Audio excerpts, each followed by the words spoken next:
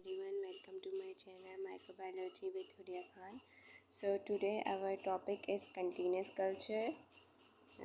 इससे पहले हमने जो टॉपिक डिस्कस किया था वो बैच कल्चर के बारे में था. इसके बीच में था फीड बैच कल्चर. तो फीड बैच कल्चर का इतना कोई काम नहीं होता, वो मैं आपको अपनी फर्स्ट बैच कल्चर वाली वीडियो में बता चुकी हूँ. ठीक है, तो आज हम पढ़ेंगे कंटिन्यूस कल्चर. कंटिन्यूस कल्चर होता क्या है, सबसे पहले ये देख लेते हैं हम. We are providing substrate, taking out the product more than one. Maintain the culture in exponential phase throughout the time. इसमें क्या होता है, इसमें भी वही प्रोसेस होता है कि भाई एक सबस्ट्रेट से प्रोडक्ट में कन्वर्ट हो रही है कोई भी चीज़ through the bacterial cell. But इसमें कुछ और चीज़ें जो हैं वो एडिट होती हैं, कुछ मशीन्स के थ्रू ज़्यादा अच्छे वे में हो जाता है कंटिन्यूस कल्चर जो होता है. अब कंटिन्यूस कल्चर से हम क्यों रहे हैं, क्योंकि इसमें हम क्या करते हैं, सब्सट्रेट ऐड करवाते रहते हैं और बैक्टीरिया के थ्रू जो है उसको हमें कंटिन्यूसली प्रोडक्ट मिलती रहती है. सब्सट्रेट ऐड करवाते रहेंगे और प्रोडक्ट मिलती रहेगी. अब देखिए, मैंने यहाँ पे एक छोटा सा चार्ट ये पिक्चर ड्रॉ किया डायग्राम के थ्रू. ये आपको सब्सट्रेट नया है, बैक्टीरियल सेल है. ठीक है, और यहाँ पर क्या सब्सट्रेट यहाँ से जाएगा और ये क्या है, सब्सट्रेट टैंक है. ये सब्सट्रेट टैंक है और ये क्या फर्मेंटर है जिसके अंदर ये कल्चर है बैक्टीरिया का. और सब्सट्रेट यहाँ से जाएगा सब्सट्रेट टैंक के अंदर. ठीक है, तो यहाँ पर ये क्या है, इसका प्रोडक्ट रिमूवर है कि जहाँ से प्रोडक्ट हमें मिलेगी. यहाँ से हमें क्या मिलेगी, प्रोडक्ट मिलेगी. और ये जो आपको नज़र आया है फ्लो रेट कंट्रोलर है कि कितने अमाउंट में सब्सट्रेट जो है वो फ्लो हो रहा है, इसको कंट्रोल करेगा यहाँ पे. तो ये एक छोटा सा आपको मैंने डायग्राम के थ्रू बना के बताया है. अब हमें पता है T1 किसके बराबर है, T2, यानी कि जितना टाइम हम सब्सट्रेट देंगे उतना टाइम हमें प्रोडक्ट मिलेगी. तो क्या कह रहे हैं, amount of substrate will be equivalent to the amount of product remove. मतलब कि रिमूवर यही बात हो गई कि जितना अमाउंट में हम सब्सट्रेट देंगे उतनी ही अमाउंट में हमें क्या मिलेगी, प्रोडक्ट मिलेगी. ठीक है, अब देखें यहाँ पर एक फार्मूला छोटा सा लिखा है. फ्लो रेट क्या है, डी से हम जिसको शो कर रहे हैं एफ फ्लो रेट, और टी क्या है, टाइम. यानी कि जितने टाइम में वो फ्लो हो रहा है सब्सट्रेट, वो उसका टाइम हम नोट कर लेंगे कि कितने टाइम में जो है ये सब्सट्रेट कन्वर्ट हो रहा है प्रोडक्ट में. ठीक है, तो उसमें घंटे भी लग सकते हैं, कुछ ज़्यादा भी टाइम लग सकता है. The amount substrate that are added over time. अब ये क्या कह रहे हैं, तो इसमें क्या होगा कि जो अमाउंट है सब्सट्रेट का वो क्या हो जाएगा, the amount substrate data edit, जो हम सब्सट्रेट का अमाउंट ऐड कर रहे हैं टाइम, यानी कि उसमें टाइम में, तो ये फ्लो रेट वो कहलाता है. फ्लो रेट क्या है, the amount of substrate data added over time. ठीक है, वो सब्सट्रेट का अमाउंट जो हम ऐड कर रहे हैं किस टाइम, जिस टाइम प्रोसेस हो रहा है. ठीक है, अब यहाँ पर हम कुछ चीज़ें देख लेते हैं जिसमें आ जाते हैं इसके एडवांटेजेस और डिसएडवांटेजेस. तो अगर हम एडवांटेजेस की बात करते हैं तो क्या है, इसका प्राइमरी मेटाबोलाइट्स लॉग फेज. ठीक है, ये क्या मतलब है प्राइमरी मेटाबोलाइट्स, ये क्या करता है, जैसे कि आपको पता है इसमें बैक्टीरिया में 4 फेसेस होते हैं ग्रोथ के. ठीक है, लैग, लॉग और क्या होता है, स्टेशनरी और डेट और डिक्लाइन फेस. तो यहाँ पर जो लॉग फेस होता है ना, ये उसमें काम करता है, यानी कि उसकी जो मेटाबॉलिज्म होती है उसको मेटाबोलाइट्स कर देता है बैक्टीरिया के. जो फर्स्ट होता है लॉग फेस, जो सेकंड लॉग फेस होता है उसमें आपको पता है बैक्टीरिया की ग्रोथ ज़्यादा होती है. तो ज़्यादा अमाउंट में बैक्टीरिया बनेंगे तो प्रोडक्ट भी सबसे ज़्यादा यूटिलाइज होगा और उतने ही ज़्यादा वो प्रोडक्ट देगा. तो ये एक एडवांटेज होगा. गेन बायोमास, तो इस तरह से उसका ज़्यादा मास भी बैक्टीरिया का मिलेगा, तो इस तरह से बायोमास भी गेन कर लेगा. ठीक है, और यहाँ पर क्या कह रहे हैं, ये देखें आप, to keep the culture fresh. इस तरह से जो है हम उसको फ्रेश कल्चर भी रख सकते हैं, यानी कि जितना अमाउंट में हम उसको सब्सट्रेट को दे रहे हैं उतनी ही अमाउंट में हमें प्रोडक्ट मिल रही है. तो इसमें हमारे पास क्या हो गया, एक डिसएडवांटेज क्या हो गया, ये कॉम्प्लेक्स प्रोसेस होता है, थोड़ा मुश्किल होता है एज़ कम्पेयर टू बैच और फीड बैच कल्चर. एक्सपर्ट होता है, यानी कि इसमें एक्सपर्टीज़ की ज़रूरत होती है, इसमें कोई गलती की गुंजाइश नहीं होती है. काइनेटिक्स ऑफ ऑर्गेनिज़म, ये क्या होती है, ऑर्गेनिज़म की काइनेटिक्स मतलब इसमें कंटिन्यूसली जो ऑर्गेनिज़म है वो मूव कर रहे होते हैं. एक्सपेंसिव होता है ये, ठीक है। और क्या होता है, कंटेमिनेशन हाई चांस, इसमें कंटेमिनेशन के हाई चांस होते हैं क्योंकि बहुत जगह से ओपन होता है इसकी जो मशीन होती है। जैसे कि इसको हम 3 मशीन्स के थ्रू कर सकते हैं, जैसे कि केमोस्टेट हो गया, टर्बिडोस्टेट हो गया और बायोस्टेट हो गया। लेकिन मोस्टली जो हम यूज़ करते हैं इसमें वो कीमोस्टेट यूज़ करते हैं, ठीक है। तो इसी तरह से हम आगे और इसको कंटिन्यूस देख लेते हैं कि इसका क्या है। देखिए यहाँ पर मैंने थोड़ा और इसको एक्सप्लेन किया है। This is known as steady state और बैलेंस ग्रोथ। इसको हम क्या कहते हैं, एक बैलेंस ग्रोथ हो गई। जैसे कि एक बैलेंस अमाउंट में हमने सब्सटेंस दिया और उसी बैलेंस अमाउंट में हमें क्या मिल गया, प्रोडक्ट मिल गई। Microbial population can be maintain in a state of exponential growth for a long time by using a system of continuous culture. अब ये जो माइक्रोबियल पॉपुलेशन होती है ये क्या कर सकती है, अपने जो ग्रोथ रेट है ना उसको मेंटेन रख सकती है। क्योंकि मैंने आपको बताया एक्सपोनेंशियल और जो लॉग फेस होता है एक ही बात है। तो उसमें जो बैक्टीरिया की ग्रोथ होती है आपको पता है वो एक अच्छी अमाउंट में हो रही होती है। तो इस तरह से ये सिस्टम क्या कर देगा, इसको कंटीन्यूस रखेगा, यानी कंटीन्यूस हमें प्रोडक्ट मिलती रहेगी। मीडियम इज सप्लाई कंटीन्यूसली, मीडियम जो है कंटीन्यूसली सप्लाई होगा। The growth is restricted by the substrate, ठीक है। तो ग्रोथ क्या किस पर डिपेंड होगी कि जितना सब्सट्रेट दे रहे हैं उतने ही हमें क्या मिल रहा है, प्रोडक्ट मिल रहा है। Exponential growth is continuous till the fermenter is completely filled with media. जो एक्सपोनेंशियल ग्रोथ है वो कंटीन्यूस रहेगी तब तक जब तक कि जो फार्मेंटर है वो कम्प्लीटली फिल्ड रहेगा मीडिया से, ठीक है। जब तक वो फिल्ड रहेगा जब तक उसमें एक्सपोनेंशियल ग्रोथ रहेगी, यानी कि माइक्रो ऑर्गेनिज्म यानी बैक्टीरिया की ग्रोथ होती रहेगी जितना हम उसको मीडिया देते रहेंगे, यानी मीडिया क्या, जो बैक्टीरिया का होगा, ठीक है। If the medium is added constantly at particular rate to the fermenter, formation of new cells in the medium is balanced by the removal of cell from the fermenter।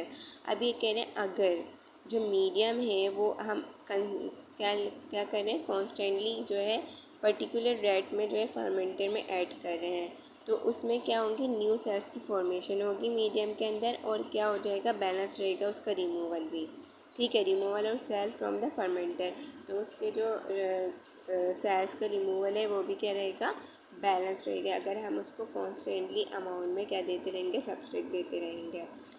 Thus rate at which new medium is added to the fermenter is context to the quantity of media in term as dilution rate, ठीक है। अब ये कह रहे हैं कि अगर जो है न्यू मीडियम जो है हम ऐड करवाएंगे फर्मेंटर के अंदर, ठीक है, तो उसकी क्वांटिटी क्या होगी मीडिया की, उसको हम क्या कहेंगे, डाइल्यूशन रेट कहेंगे।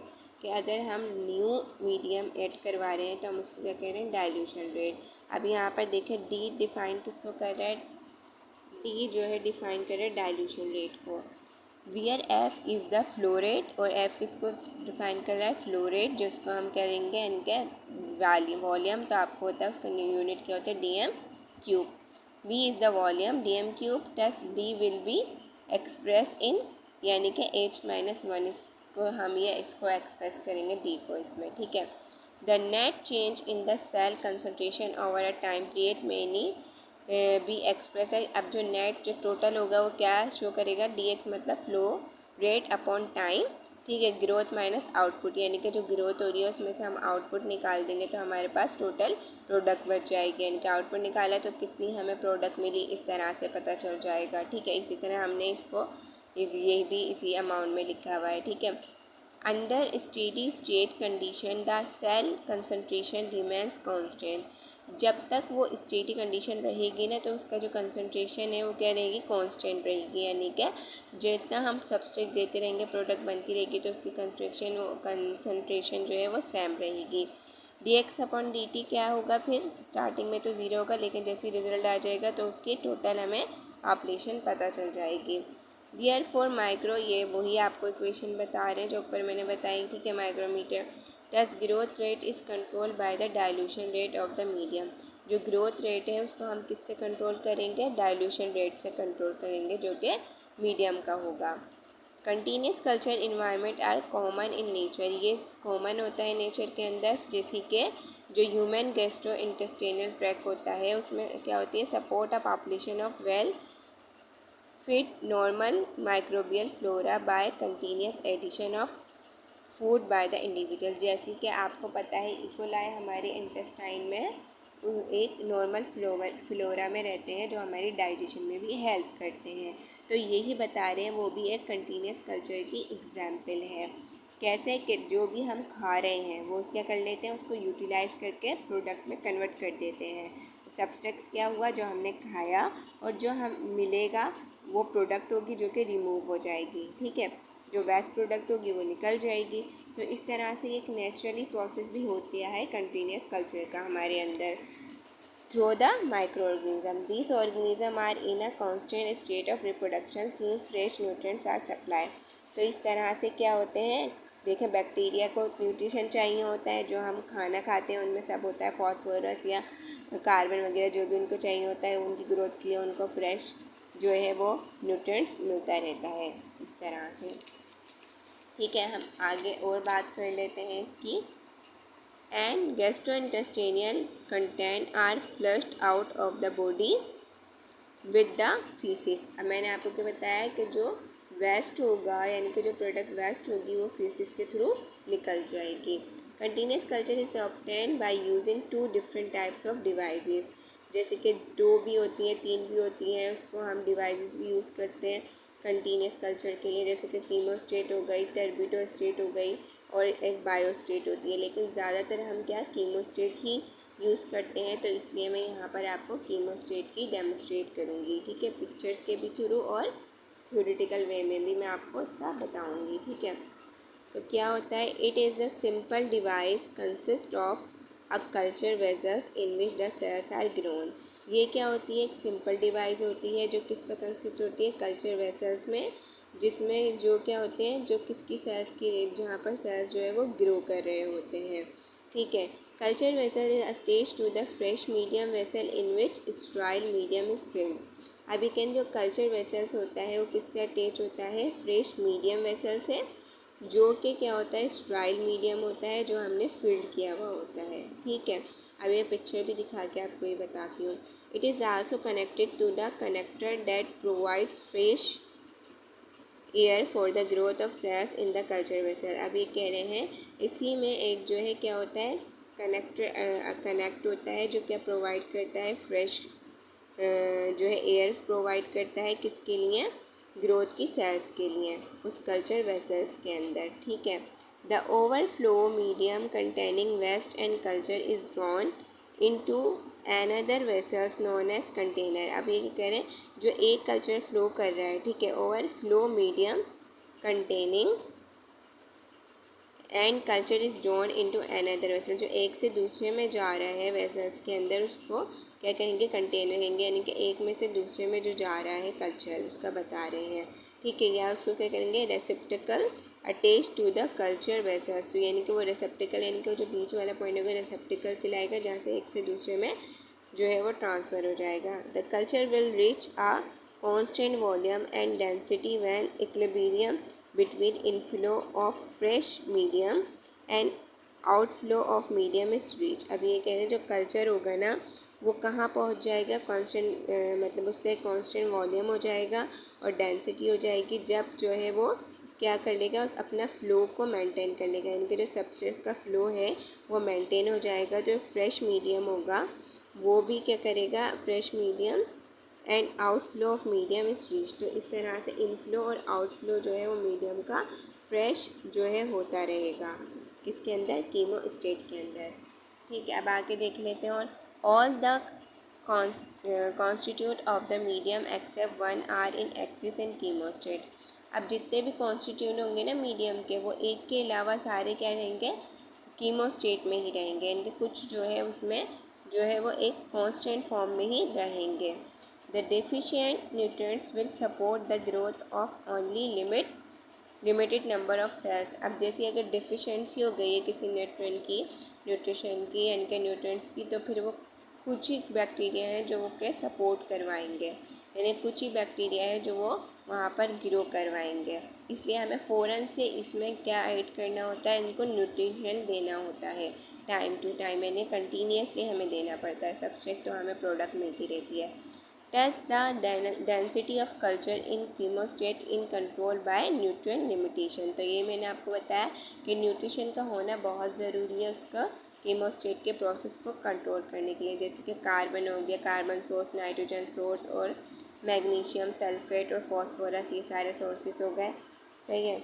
By controlling the rate at which nutrients are added to the chemostat, the rate of growth cell is also controlled। तो इसी तरह से जो रेट होगा उसका न्यूट्रिएंट्स का वो हम ऐड करते रहेंगे, तो इस तरह से उसकी ग्रोथ भी बैक्टीरिया की जो है वो कंट्रोल रहेगी, जो सेल्स हैं उनकी भी ग्रोथ जो है वो कंट्रोल रहेगी। The rate of addition of nutrients addition is referred to as dilution rate.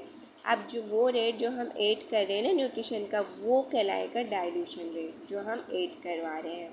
Maximum stability is attained within a range of dilution rates over which cell concentration changes only slightly with changes in dilution rate। अब जो maximum stability है ना इसकी वो क्या हो जाएगी, उसकी रेंज जो डाइल्यूशन रेट की जो रेंज है वो क्या हो जाएगी, और जो सेल्स की कंसनट्रेशन है वो चेंज हो जाएगी, स्लाइटली चेंज होगी इसमें डाइल्यूशन रेट में, क्योंकि मैंने आपको क्या बताया, अगर इसमें न्यूट्रिशन की कमी हो जाएगी तो फिर ये क्या करेगा, ये जो है अपने अंदर डाइल्यूशन, जो हम न्यूट्रिशन ऐड करेंगे, न्यूट्रिएंट ऐड करेंगे तो उसको डाइल्यूशन कह रहे हैं। तो इस तरह से ये प्रोसेस होगा। अब इसको कंट्रोल करने के लिए एक फीडबैक सिस्टम होता है जिसको हम फीडबैक सिस्टम कहते हैं। A chemostat including biomass feedback has been modified in such a way that the biomass in the vessels reaches a concentration above the possible limit in a simple chemostat। तो इसी तरह से एक feedback system भी होता है जो chemostat को जो है वो एक्टिव रखता है या फिर कंट्रोल करता है। देखिए अब फीडबैक मतलब जो उससे हमें मिला।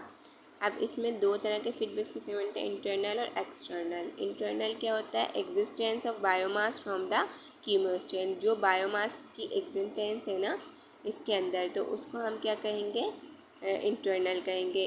उसमें क्या होती है, उसकी कीमोस्टेट के अंदर जो इसकी बायोमास की कंसनट्रेशन या एग्जिस्टेंस होती है वो क्या होती है, लिमिटेड होते हैं। In such a way that the biomass present in the effluent stream is least concentrated there in the main fermenters. तो इस तरह से जो है उसकी क्या होगी, वो ज़्यादा कंसनट्रेटेड नहीं होगी, यानी कि एक कंट्रोल में रहेगा। इनकी एक फीडबैक है कि बायोमास को भी वो कंट्रोल करके रख रहा है, ये फीडबैक हमें दे रहा है कि बायोमास कितना है, इसमें कितना रिमूव होना है, कितना इसके लिए ठीक है। तो इस तरह से होगा। एक्सटर्नल क्या होगा, biomass is separated from the fluent by the process such as sedimentation और सेंट्रीफ्यूगेशन। अगर हमें बायोमास को सेपरेट करवाना है तो हम एक्सटर्नल फीडबैक देखते हैं कि इसका एक्सटर्नल फीडबैक क्या, बाहर वाला सिस्टम कि जहाँ से बायोमास निकल रहा है, तो वो क्या हो गया, एक्सटर्नल फीडबैक हो गया। ठीक है। And the concentrated biomass to the growth vessels, तो वो कहाँ से निकलेगा, दूसरी साइड से, जो कि उसके होंगे ग्रोथ वेसल्स होंगे। तो यहाँ पर मैं एक पिक्चर के थ्रू भी आपको शो करके बताती हूँ। ये देखें, आपको अगर ये पिक्चर क्लियर नज़र आ रही है तो मैं यहाँ पर आपको बताती हूँ। देखें ये क्या है, ये एक फार्मेंटर है। ठीक है, ये इसका फ्लो रेट रेगुलेटर है जो ऐसे आपको नज़र आ रहा है, और ये क्या है, फ्रेश मीडियम फ्रॉम रिजर्वर, जो जहाँ से हम क्या ऐड करेंगे, फ्रेश मीडियम ऐड करेंगे, और ये इसके फ्लो रेट को क्या करेगा, रेगुलेट करेगा। और ये जो जगह नज़र आ रही है ये क्या है, ये स्टेराइल एयर है जो कि यहाँ से अंदर जा रही है, ताकि जो यहाँ इनकी सेल्स की ग्रोथ है बैक्टीरिया की वो अच्छी से हो जाए। ठीक है।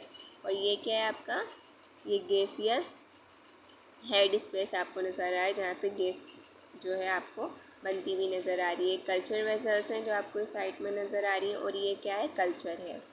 ये कल्चर है, ये बैक्टीरियल सेल्स हैं। देखिए यहाँ से एयर यहाँ पे आई, उनकी ग्रोथ अच्छे से हो रही है, और यहाँ से जो है फ्रेश मीडियम हेड हो रहा है। तो इस तरह से ये पूरा प्रोसेस होता है।